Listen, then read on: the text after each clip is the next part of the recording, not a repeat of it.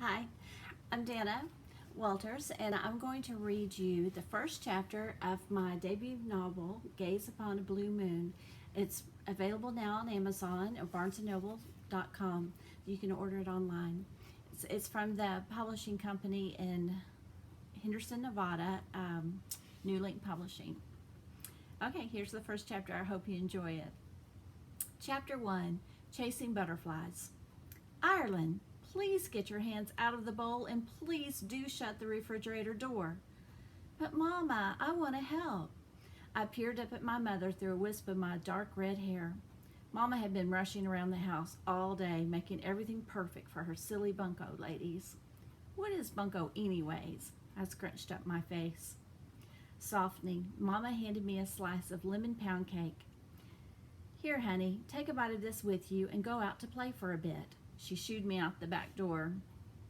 I didn't get to play outside by myself very often, but I know the rules. Stay in the backyard and do not, under any circumstances, leave the backyard. Oh yes, and don't eat dirt.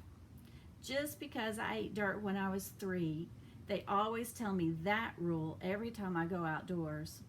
Didn't they realize I quit doing that the day Granddad told me worms use the bathroom in the dirt? Yuck! I spit it out and never ate it again. Everyone had tried to stop me, but Granddad was the only one who told me why I shouldn't. I love him very much and listen to his advice most of the time. Granddad Irish built me a nice swing set in the backyard, but I headed for the chain-link fenced field behind the yard. Daddy and Granddad Irish had planted fruit trees and a garden in the field. I loved running in and out of the trees, chasing the birds, pretending I was one of them. Granddad Irish said I did a fine job protecting the fruit trees. Now if only the insects would run from me. I don't really understand what he meant.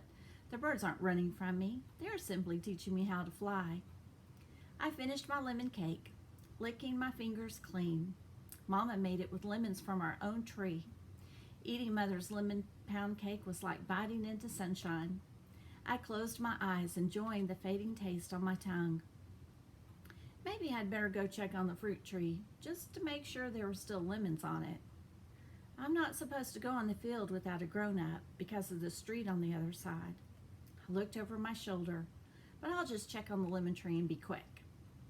The sun shined on the grass, bees buzzed around making honey, and the birds waited in the trees for me to come play. I couldn't disappoint my feathered friends, so I ran through the trees, squealing and laughing as the birds took flight. Skipping to a halt, I counted the lemons on the tree when a bright blue butterfly fluttered overhead. It's the prettiest one I've ever seen. Maybe I can catch it and show it to Mama. The butterfly flew right over the chain-link fence, and I followed, squeezing through the locked gate to keep up with the butterfly. Wait, don't go. I want Mama to see you. I skipped after it, reaching as high as I could with my open hands. I jumped up and closed my fist. One finger at a time, I opened my hand and sighed. Empty. I looked up in time to see the butterfly disappear into the thick forest. My eyes grew wide. How had I come so far? Straining my ears, I listened. Had Mother noticed I was gone?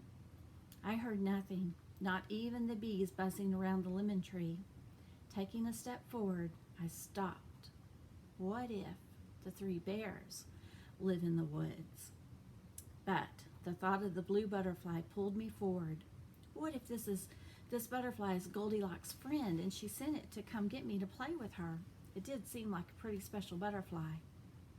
I puffed out my chest and took a deep breath. With slow, careful steps, I entered the dark woods. That's the end of chapter 1.